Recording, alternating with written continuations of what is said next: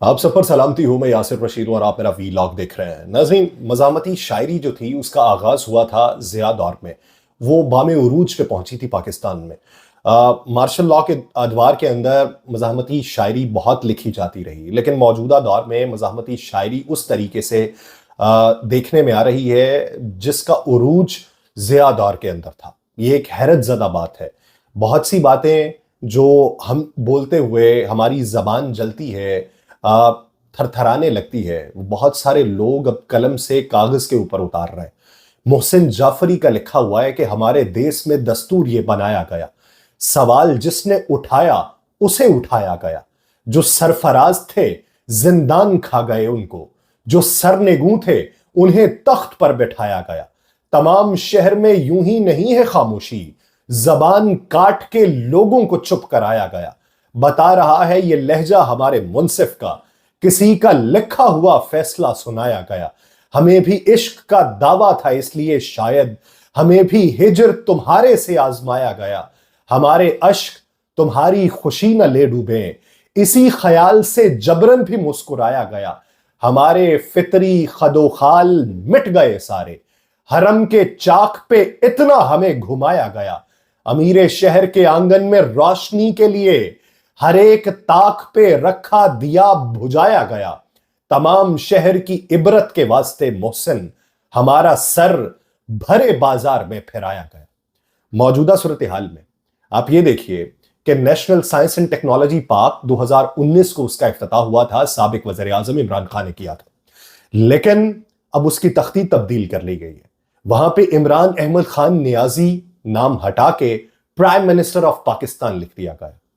आप ये देखिए कि अयूब दौर में, जिया दौर में, मुशर्रफ दौर में जो मार्शल लॉ लगाने वाले जर्नैल थे, उनके हाथों से जिन चीजों के इफ्तिताह हुए थे अभी भी उनके नाम बाकी हैं, लेकिन एक जमहूरी वजीर आजम का नाम माइनस किया जा रहा है। उसके अलावा पाकिस्तान तहरीक इंसाफ को मिलने वाले जो इंतखाबी निशानात है उसमें बहुत वावेला मचाया जा रहा है कि ये तज़हीक के काबिल है, लेकिन बयानिया बनाने को कुछ भी बनाया जा सकता है। मिसाल के तौर पर बैरिस्टर गौहर को चैनक मिली है, वो बयानिया बना सकते हैं कि मुखालिफिन को हराएंगे, उन्हें गिराएंगे, अपने पास बुलाएंगे और अभिनंदन की तरह उसी चैनक में चाय पिलाएंगे।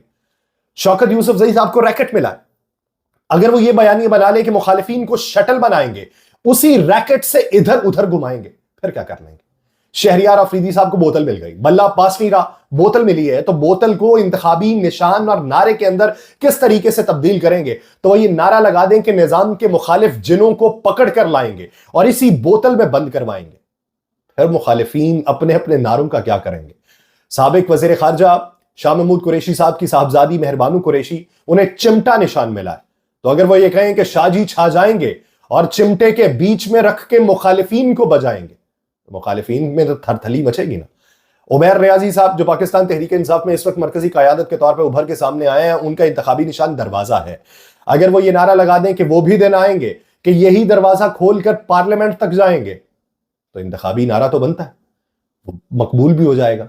शोएब शाहीन साहब को जूता मिला, अब कुछ लोग कहते हैं तज़हीक के तौर पे दिया गया, लेकिन उसे बयानिए के तौर पे अपने जहन की इख्तरा में अगर तब्दील करना है तो किस तरीके से करेंगे।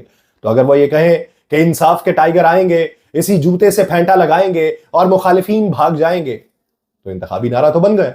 जमशेद दस्ती साहब, हारमोनियम मिला, अब हारमोनियम को इंतखाबी नारे में किस तरीके से तब्दील करें। वो कहें कि हारमोनियम बजाएंगे, मुखालिफीन के दुखों पर गाएंगे और खुद मुस्कुराएंगे, नारा तो बन गया।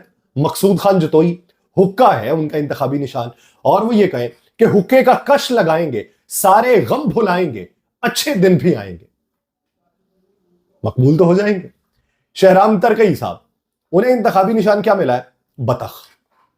अब बतख को इंतखाबी नारे में लाना एक मुश्किल टास्क है, लेकिन बन सकता है। जुल्म के बहते दरिया में बतखों की सूरत जाएंगे और अमन के गीत गाएंगे, नारा तो बनेगा। राना साजिद शौकत है, उनका इंतखाबी निशान विकेट है।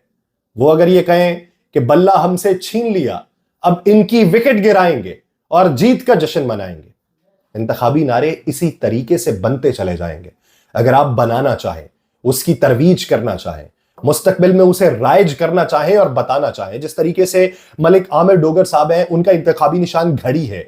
वो ये कहें कि घड़ी पे मोहर लगा के हम अच्छे वक्त को लाएंगे, फिर हम मौज बनाएंगे, तो इस तरीके से पाकिस्तान तहरीक इंसाफ हर हल्के में अपना बयानिया बनाती चली जाएगी। فضل حکیم صاحب ہیں، ان کا انتخابی نشان ککر ہے، اور وہ اس کو انتخابی نعرے کے اندر تبدیل کرتے ہوئے یہ کہیں کہ جیت کا گانا گا کر ہم ککر سے سیٹی بجائیں گے اور نئی حکومت بنائیں گے، تو بیانیہ بنتا چلا جائے گا۔ شاہ محمود قریشی صاحب تھر پارکر سے جو ان کے کاغذات منظور ہوئے تھے، وہاں سے انہیں مور کا انتخابی نشان الاٹ کیا گیا ہے، وہ کہیں کہ خود مور کی طرح ناچیں گے اور اپنے سب حریفوں کو تگنی کا ناچ نچائیں گے۔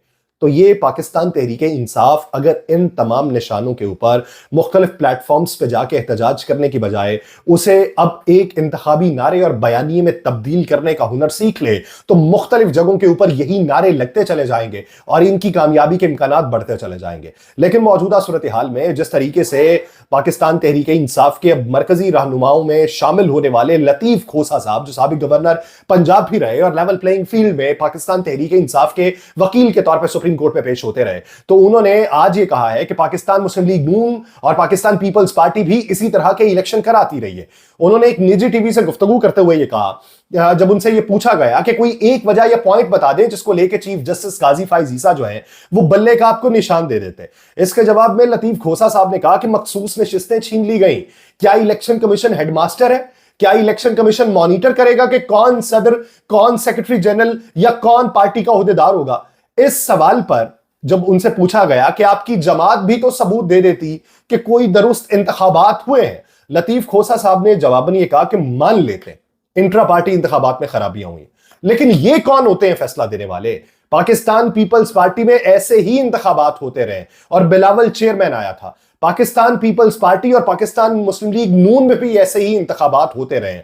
انہوں نے یہ توجیہ بھی بیان کی ہے، اور توجیہ میں جب ان سے یہ پوچھا گیا کہ آپ مان رہے ہیں پیپلز پارٹی، نون لیگ اور تحریک انصاف میں کوئی فرق نہیں ہے، آپ تو کہہ رہے ہیں کہ سب جماعتوں میں ایسا ہوتا ہے، تو پھر بانی پی ٹی آئی کا شفافیت کا دعویٰ غلط ہے؟